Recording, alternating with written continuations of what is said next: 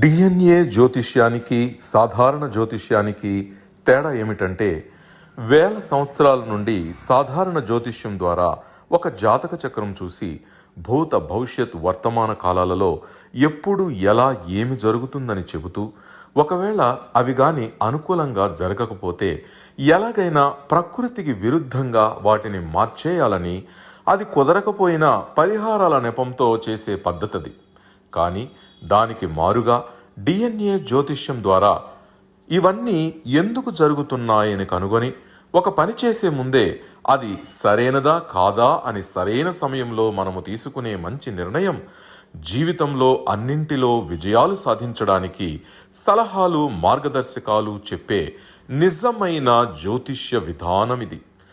ఏది మీకు అవసరమో మీరే నిర్ణయించుకోగలరు. ప్రపంచవ్యాప్తంగా ఉన్న డిఎన్ఏ ఆస్ట్రాలజీ ప్రియమైన ప్రేక్షక మహాశైలందరికీ నా హృదయపూర్వక నమస్కారములు. నేను తిరుపతి పట్టణంలోని రేణిగుంట నుండి మీ గుణబ్రహ్మ సరస్వతి. ఈ వీడియో ద్వారా 100% పితృగ్ల దోషము ఎవరికి ఉంటుంది, డిఎన్ఏ ఆస్ట్రాలజీ ప్రకారంగా మనము ఏ విధంగా దాన్ని తెలుసుకోవచ్చు లేదా గుర్తించవచ్చు అన్న అంశాలని మనము ఈరోజు చర్చించబోతున్నాం. జనరల్గా జాతక పరిశీలన కొరకు వస్తున్నటువంటి క్లయింట్స్ ఫోన్ ద్వారా కావచ్చు లేదా నేరుగా వచ్చిన వారు కానీ ఆల్రెడీ సాంప్రదాయ జ్యోతిష్యుల దగ్గరికి వెళ్ళినటువంటి వారే ఉన్నారు. నేరుగా డిఎన్ఏ ఆస్ట్రాలజీని అప్రోచ్ చేసే వాళ్ళు చాలా తక్కువ మంది. అందుకని వారికి సాంప్రదాయ జ్యోతిష్య జ్ఞానం అధికంగా ఉండడం వల్ల వారి జాతకాలని పరిశీలించుకునేటప్పుడు మొట్టమొదట మా జాతకంలో ఏమైనా దోషాలున్నాయా, దానికి పరిహారాలు చెప్తారా అని అడుగుతున్నారు. అంటే వారి యొక్క మైండ్ సెట్ ఎలా ఉందంటే నెగిటివ్గానే ఉంది. మా జాతకము మాకు ఏమిస్తుంది అనే ధోరణిలోనే వెళ్తున్నారు. కానీ ఆ జాతకం మనకు ఏమి చెప్తుంది, ఆ జాతకము మనకు ఏమి ఇండికేట్ చేస్తుంది అని అడిగే వాళ్ళు చాలా తక్కువ ఉన్నారు.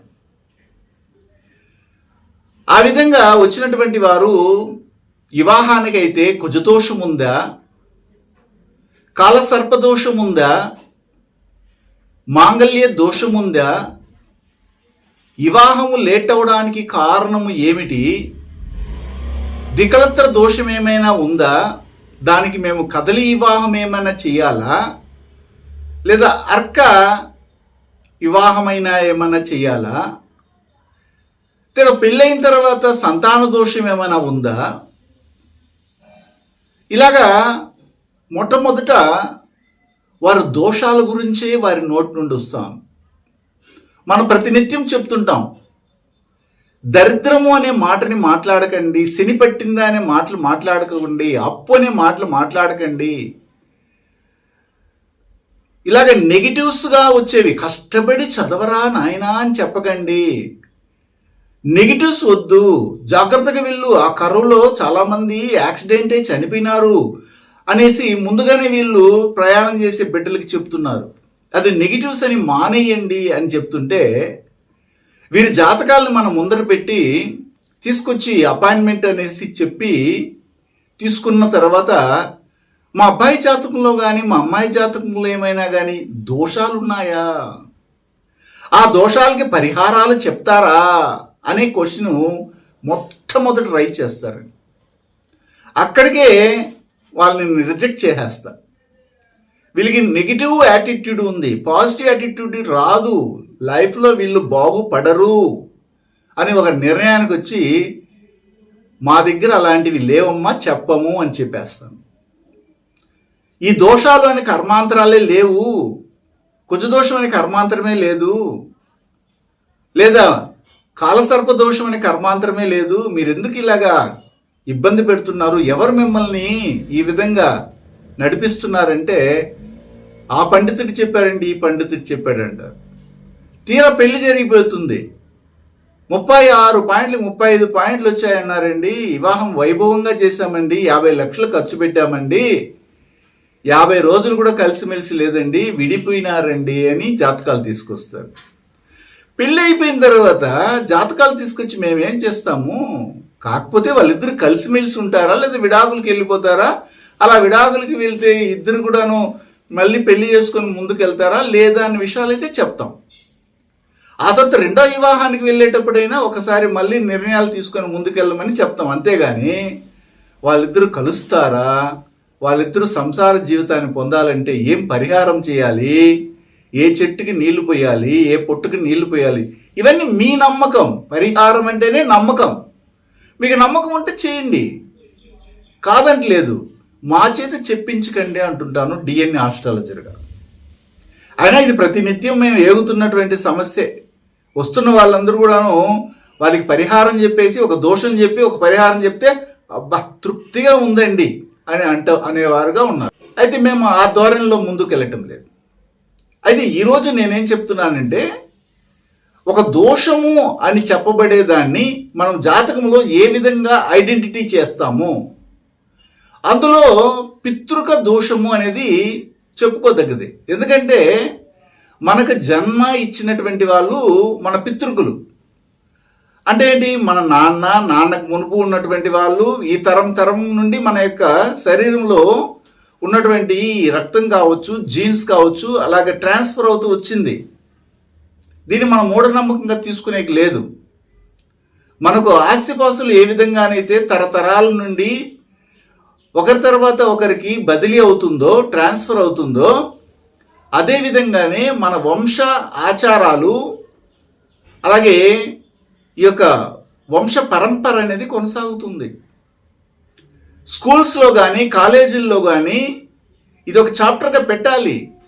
ఏంటంటే మీకు పూర్వీకులు ఎవరు, మీ నాన్న ఎవరు, నాన్నతో పాటు ఎంతమంది పుట్టారు, మీ తాత ఎవరు, తాతతో పాటు ఎంతమంది పుట్టారు, మీ అమ్మ ఎవరు, మీ అవ్వ ఎవరు, మీ ముత్తవ్వ ఎవరు, ఇలాగ జేజవ్వ ఎవరు, ఇలాగా ఒక ఏమంటారు దీన్ని వంశవృక్షం వేసుకురమ్మనేసి ఒక లెసన్ పెట్టాలి. కొన్ని స్కూల్స్లో అయితే చేస్తున్నారు. మీ తాత ఎవరంటే మాకు తెలియదు అంటారు. మీ నాన్నగారు ఇంటి పేరు ఏంటి లేదా వాళ్ళ కులదేవత ఏంటో తెలియదు. అంటే ఏమిటి, వీళ్ళకి జస్ట్ బుక్కిష్ నాలెడ్జ్, బుక్లో ఉండేది బట్టి పెట్టడము. మేము జేఈ మెయిన్స్లో వచ్చే 100కి 100% మార్క్స్ వచ్చేసి అనేసి అడ్వర్టైజ్మెంట్ వేసుకోవడానికి ఉపయోగపడుతుంది ఆ చదువు. మీ వంశం ఏమిటి మీకు తెలియదు, మీరు ఎలాగా ఈ జన్మ ఎత్తినారు, ఎవరి ద్వారా ఈ యొక్క హెరిడిటీ ఏర్పడింది తెలియదు. దీన్ని పితృక దోషం అంటారు. అది తల్లిదండ్రులుగా ఉన్న వాళ్ళు వాళ్ళకి స్టిమ్యులేట్ చేయాలి, చెప్పాలి. చెప్పేవారికి సమయం లేదు. ఎంతసేపైనా సంపాదన సంపాదన సంపాదన సంపాదనను మనం ఇస్తాం కాదట్లా, అది ఎన్ని రోజులు పెట్టుకుంటారు. కానీ మన వంశము, మన వంశ పరంపర, మన సాంప్రదాయము, మన ఆచారము, మన అలవాట్లు, ఇవన్నీ కూడా మనల్ని ఇంకొక తరం నుండి ఇంకొక తరాన్ని నడిపిస్తాయి. ఆ విధంగా ఒక కుటుంబంలో ఎంతమంది అయినా ఉండని, వాళ్ళ జాతకాలన్నీ ముందర పెట్టుకోండి. ఈ యొక్క పితృకల దోషాన్ని గురించి చెప్పేది గ్రహం వచ్చి ఏమిటంటే గురువు అనే గ్రహము. అదేమిటండి, పితృకల దోషాన్ని గురువు ఇస్తుందా? చాలా మంది పండితులు గురువు కోటి దోషాలని తొలగిస్తారంటుంటే మీరు పితృకుల దోషాన్ని ఇచ్చే గ్రహము గురువు అంటున్నారే. అవును, నిజమే. ప్రాక్టికల్గా మీ జాతకాలని ముందర పెట్టుకోమంది. అందుకే గురువు పుట్టినటువంటి నక్షత్రం అనేది ఒకటి ఉంటుంది. మనం ఏ విధంగానైతే దేవతల నుండి మనం కూడాను ఏ విధంగా పుట్టామో, అప్పుడు జరుగుతున్న నక్షత్రాన్ని వారి యొక్క జన్మ నక్షత్రంగా చెప్పుకుంటున్నామో, ఆ విధంగానే గురువు అనే గ్రహము పుట్టినప్పుడు ఏర్పడుతున్నటువంటి నక్షత్రమే పుష్యం అనే నక్షత్రం. మన డిఎన్ఏ ఆస్ట్రాలజీ ప్రకారం ఏం చెప్తామంటే, పుష్యమి విశాఖ, శతభిష ఈ 3 నక్షత్రాల యొక్క సమూహము రాహు యొక్క కర్మ రిజిస్ట్రీని తెలియజేస్తుంది. అప్పుడు రాహు కర్మను తెలియజేసే నక్షత్ర సమూహాలు ఇవి. ఒక కుటుంబంలో పుష్యమి నక్షత్రంలో ఎవరైనా పుడితే అదే కుటుంబంలో శతభిష నక్షత్రం కానీ, విశాఖ నక్షత్రము, రాశిపడి నక్షత్రం గాను, లగ్నా పాయింట్ పడి నక్షత్రం గాను, లగ్నాధిపతి పడి నక్షత్రం గాను ఉండి తీరాలి. అప్పుడు మాత్రమే అది వంశ పరంపర, రాహు కర్మ రిజిస్ట్రీ ఉన్నటువంటి వంశ పరంపర. దీన్ని డిఎన్ఏ జెనెటిక్ కనెక్టివిటీ అంటారు అని అంటుంటాం. అవునండి, మా అబ్బాయి పుష్యంలో పుట్టారండి, కానీ మిగిలిన వాళ్ళు ఎవరు పుట్టలేదండి శతభిషంలో కానీ విశాఖలో అంటే మీకు జాతకాలు చూడడం రాదు. మీరు రాశిపడి నక్షత్రం మాత్రమే పట్టుకుని వేలాడుతున్నారు. లగ్నా పాయింట్ పడిన నక్షత్రము చూడండి, లగ్నాధిపతి పడిన నక్షత్రము చూడండి, వీటిలో కంపల్సరీగా కనెక్ట్ అయి ఉంటాయి.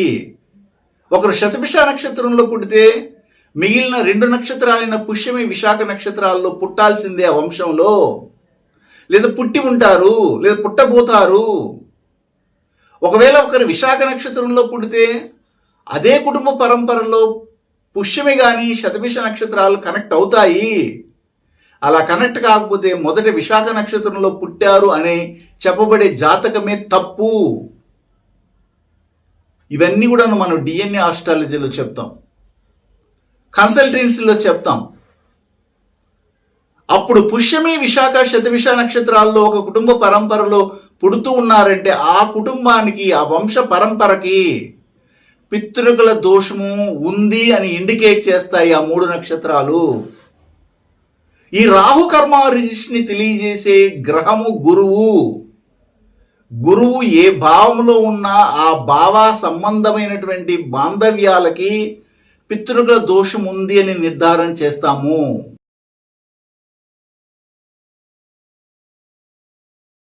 గురువు గారి నుండి డిఎన్ఏ ఆస్ట్రాలజీ ప్రకారంగా మీ జాతక పరిశీలన చేయించుకుని సలహాలు, మార్గదర్శకాలను పొందాలంటే మా త్రిశక్తి డిఎన్ఏ ఆస్ట్రాలజీ యూట్యూబ్ ఛానల్లో మరిన్ని వీడియోలు చూసి ఒక అవగాహనకు వచ్చాక మీకు ఉపయోగపడుతుందనిపిస్తేనే ఫోన్ ద్వారా కానీ లేదా డైరెక్ట్గా కానీ అపాయింట్మెంట్ కొరకు సంప్రదించగలరు.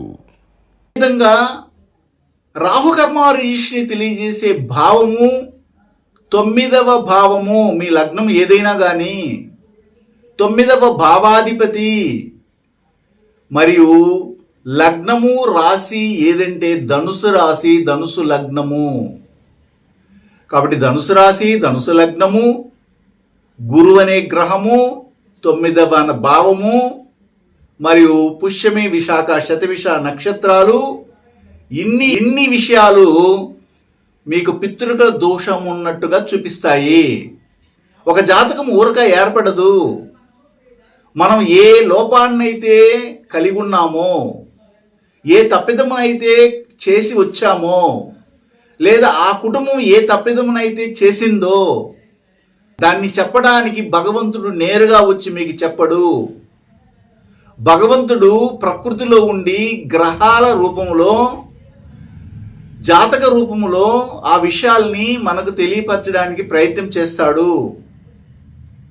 అందుకనే జాతకమును పరిశీలించే జ్యోతిష్యుడు దైవజ్ఞుడు, దైవస్వరూపుడు. అంతేగాని అబద్ధాలు చెప్పి, పరిహారాలు చెప్పి, కల్లిబుల్లి మాటలు చెప్పి, మసిపూసి మారేడికాయలు చేసే వాళ్ళందరూ దైవజ్ఞులు కారు. భగవంతుడు తర్వాత భగవంతుడు జ్యోతిష్యుడు. భగవంతుడు నేరుగా మీకు మాట్లాడలేడు, కానీ జ్యోతిష్యుని చేత గ్రహాల యొక్క రూపములో గ్రహాలు చెప్పే విషయాలని కనుగొని మీకు అందజేసేవాడు. కాబట్టి దైవజ్ఞుడైనాడు జ్యోతిష్యుడు. కాబట్టి పితృకుల దోషము ఏ విధంగా ఇండికేట్ చేస్తుంది జాతకము? మీ ఇంట్లో ఉన్న అందరి జాతకాలు ముందర పెట్టుకోండి. ఒకవేళ మీ జాతకములోనే లగ్నములోనే గురువు ఉంటే ఆ జాతకుడు లేదా జాతకురాలకే పితృకుల దోషం వచ్చింది.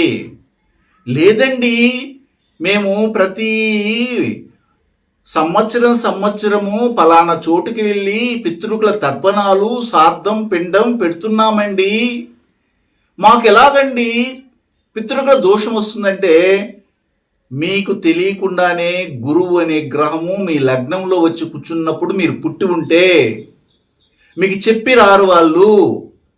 వారికి నియమము నీతి అనేది ఉంటుంది. గ్రహాలు గతి తెప్పవు, వాటి యొక్క ధర్మాన్ని మార్చుకోవు. అవి భగవంతుని యొక్క అదుపాజ్ఞలో ఉండేవి. కాబట్టి భగవంతునికి తెలిసిన విషయాల్ని వీటికి అందజేసి పలానా చోట పలానా ఇంట్లో పలానా వ్యక్తులు పుడుతున్నారు, వారి జాతకంలో ఉన్నప్పుడు ఈ విధంగా మీరు ఏర్పడనని చెప్పడం జరుగుతుంది. ఆ సమయంలోనే మీకు జననం ఇవ్వడం జరుగుతుంది. అప్పుడు లగ్నంలో గురువు ఉన్నటువంటి అందరికీ పితృకుల దోషమేనా ప్రపంచంలో?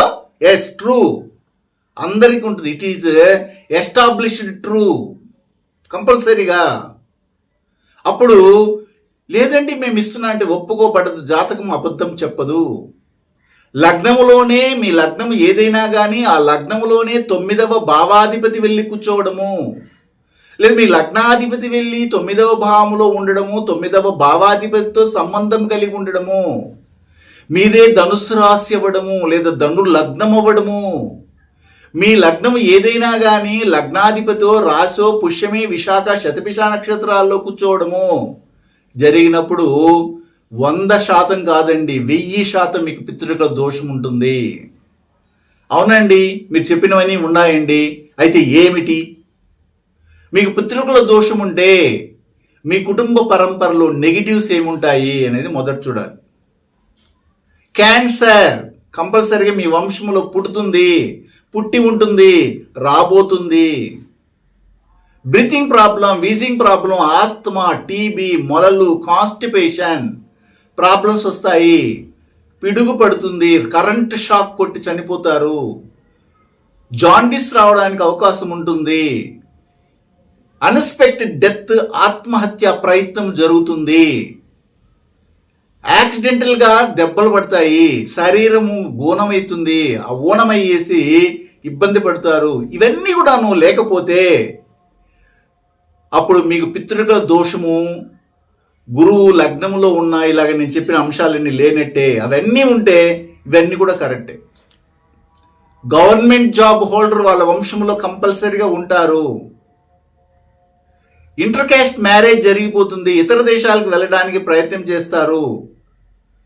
వాళ్ళ ఇంటిలోనే కెమికల్, ఎలక్ట్రికల్, ఎలక్ట్రానిక్స్, ఆటోమొబైల్స్ సంబంధమైన వృత్తుల్లో ఉంటారు, డ్రగ్స్ సంబంధమైన వృత్తుల్లో ఉంటారు, బయోటెక్నాలజీ, బయోకెమిస్ట్రీ ఇలాంటి వాటిలో పైలట్గా ఉండడం కానీ, ట్రాన్స్పోర్ట్ అంటారు, ఈ బిజినెస్ అంతా కూడా వాళ్ళు చేస్తుంటారు.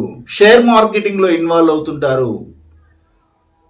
విష జంతువుల చేత ఖర్చబడము, హత్య చేయబడడం, హత్యకు గురి అవ్వడం కూడా జరుగుతుంది. మోర్ దాన్ 2 మ్యారేజెస్కి కనెక్ట్ చేసేస్తుంది. ఇవన్నీ కూడాను ఈ యొక్క రాహు కర్మారిష్టి ఉన్నటువంటి కుటుంబ పరంపరలో ఉంటూ వైరస్ సంబంధమైన వ్యాధుల్ని తెప్పిస్తుంది. అంటే ఈ పితృకుల దోషము అని చెప్తూ ఒకవైపు నెగిటివ్ చెప్తున్నాం, ఒకవైపు పాజిటివ్ చెప్తున్నాం. కానీ మహానుభావులు ఏం చెప్తున్నారంటే లగ్నంలో గురువు ఉంటే లేదా గురువు యొక్క దృష్టి కోటి మేలులు చేస్తుందంటారు. దాంట్లో పాజిటివ్ ఉంటాయి, నెగిటివ్స్ ఉంటాయి. కానీ అతి పెద్ద సమస్య నెగిటివే ఇక్కడ వెంటాడుతూ ఉంది. మా నాన్నగారు కరెక్ట్గా వాళ్ళ నాన్నగారికి పితృకుల తరపున వెళ్తున్నారండి అంటారు. కానీ మీరు పుట్టే సమయానికి మీ లగ్నంలో గురువో, ధనురాశి ధనుర్ లగ్నమో, లేదా లగ్నాధిపతి ధనుస్సులో ఉండడమో, ఏ లగ్నమైనా కానీ, లేదా 1-9 కాంబినేషన్ ఏర్పడము, పుష్యమి విశాఖ శతభిష నక్షత్రాల్లో రాశో లగ్నమో లగ్నాధిపతితో కనెక్ట్ అవ్వడమో జరిగింది. అప్పుడు మీకంటే ముందు మీ అమ్మా నాన్నకు సంబంధమైనటువంటి విషయంలో ఒక ఫోర్స్డ్ అబార్షన్ కానీ లేదా మామూలు సర్వసాధారణ అబార్షన్ కానీ పుట్టిన బిడ్డలు చనిపోవడం కానీ జరిగిన తర్వాతే మీరు పుట్టారు అనేది ఇండికేట్ చేస్తుంది. ఒకవేళ మీ తాతగారు లేదా మీ నాన్నగారు కరెక్ట్గా కానీ పితృకుల తర్పణాలు ఇస్తుంటే పుట్టిన బిడ్డలకి పేరు పెట్టకపోయినా అబార్షన్ అయినా 3 నెలలు ఉండి అది కరిగిపోయినా, గర్భం కరిగిపోయినా, అప్పుడు కూడా ఒక 3 నెలలకి, అంటే దాదాపు 2వ నెల చివరి వారంలోనూ కానీ 3వ నెల మొదటి వారంలోనే ఆ యొక్క గర్భములో ఉన్నటువంటి పిండానికి ఆత్మ ప్రవేశం జరుగుతుంది. అప్పుడు 3వ నెల 1వ వారానికి ఆత్మ ప్రవేశం జరిగింది. 3వ నెల 2వ వారంలో మీరు అబార్షన్ అయింది లేదా అబార్షన్ చేపించారు. అప్పుడు ఒక ఆత్మని మీరు హత్య చేసినట్టు, అది కూడా పితృకుల దోషంగా పరిగణించబడుతుంది. అప్పుడు పితృకుల దోషం వల్ల మీకు ఇతరుల యొక్క ఆశీర్వాదం, పితృకుల ఆశీర్వాదం లేకపోవడం వల్ల మీరు ముందుకు వెళ్ళడానికి లేదా ఏదేని ఒక విషయంలో సక్సెస్ఫుల్ అవ్వడానికి చాలా వరకు చీకటిలో ఉన్నట్టు జీవితాన్ని పొందుతారు. కాబట్టి ఇలాంటి పితృకుల దోషం తొలగించుకోవాలంటే పరిహారం ఏమిటండి అని వెంటనే క్వశ్చన్ వేస్తారు. అప్పుడు ఏం చేయాలంటే, ఆల్రెడీ మీ అమ్మగారికి లేదా మీ నాన్నగారికి మధ్యలో సంసార జీవితం జరిగి అబార్షన్కి గురైనటువంటి ఆత్మ ఏమంటారు హత్య చేయబడింది. కాబట్టి కంపల్సరీగా అక్కడ వారికి పేరు పెట్టకపోయినా ఈ అమ్మా నాన్న సంబంధమైన విషయంలో కదా ఆ ఆత్మ ఏర్పడింది, ఆ బిడ్డ, ఆ కరు అంటే ఏమంటారు దాన్ని, గర్భం ఏర్పడింది. ఆ గర్భానికి సంబంధించినటువంటి పేరు పెట్టి, ఏదో ఒక పేరు ఎక్స్ అనే పేరు పెట్టి పిలిచి తర్పణాలు ఇవ్వాలి. పెద్దయి వృద్ధాప్యం వచ్చి వారు అన్ని అనుభవించిన తర్వాత, చనిపోయిన తర్వాత వాళ్ళ తల్లిదండ్రులకు గాను బిడ్డలు తర్పణాలు ఇవ్వడం సహజసిద్ధంగా సర్వసాధారణంగా జరిగిపోతుంది. కానీ తెలియకుండా జరిగే ఈ యొక్క లోపల ఉన్నటువంటి ఆత్మ అంటే ఏమిటి, భ్రూణ హత్య అని కూడా అంటారు. అంటే అబార్షన్ చేయడం, అబార్ట్ అయిపోవడం, ఆత్మ భ్రూణ హత్య అంటారు. అలాంటప్పుడు ఇలాంటి వాటికి సంబంధమైన విషయాలలో మీరు జాగ్రత్త తీసుకోగలిగితే తర్వాత వచ్చే జనరేషన్లో నేను చెప్పినటువంటి పితృకుల దోషం లేకుండా ఉంటుంది, వాళ్ళ జీవితం బాగుంటుంది. కాబట్టి ఇందులో మీరు ఎంత మాత్రము శ్రద్ధ తీసుకుంటారో నా వీడియో విన్న తర్వాత మీరు పరిశీలించండి. మీ ఇంట్లో ఉన్నటువంటి మీ బిడ్డల జాతకాలని, మీ జాతకాలని గమనించండి. ఒకవేళ ఇప్పటికీ మీకు పితృకుల దోషం లేదు, మీ బిడ్డలకి పితృకుల దోషం లేదు, ఆ తర్వాత పితృకుల దోషం రాకుండా జాగ్రత్త పడండి. వీటికి ఈ డిఎన్ఏ ఆస్ట్రాలజీ ఉపయోగపడుతుంది. శుభం. డిఎన్ఏ జ్యోతిష్యం నేర్చుకోవడానికి ఆసక్తి ఉన్న వారందరికీ గురువుగారి తరపున స్వాగతం. దైవజ్ఞ శ్రీ గుణబ్రహ్మ సరస్వతి గారి నుండి ఆన్లైన్ ఆడియో క్లాసుల ద్వారా అద్భుతమైన ఈ వంశపారంపర్య జ్యోతిష్యంను బేసిక్స్ నుండి అడ్వాన్స్ వరకు నేర్చుకోవాలంటే మీరు ఒక్కసారిగా ఫీజు చెల్లించేస్తే మిమ్మల్ని డిఎన్ఏ వాట్సాప్ గ్రూప్లో యాడ్ చేసినప్పటి నుండి మీ జీవితకాలం డిఎన్ఏ జ్యోతిష్యానికి సంబంధించిన క్రొత్త అప్డేట్స్ని ఆ వాట్సాప్ గ్రూప్లో నిరంతరం పొందవచ్చు. ఫీజు చెల్లించిన వెంటనే జరిగిపోయిన పాఠాలు మీ ఈమెయిల్ ఐడి ఇస్తే గూగుల్ డ్రైవ్కి మొదటే గురువుగారు పంపిస్తారు. అందులో మీకేదైనా డౌట్స్ వస్తే జూమ్ క్లాస్లో గురువుగారే స్వయంగా క్లియర్ చేస్తారు. పీడిఎఫ్ కానీ ప్రింటింగ్ మెటీరియల్ కానీ ఇవ్వబడదని గమనించగలరు.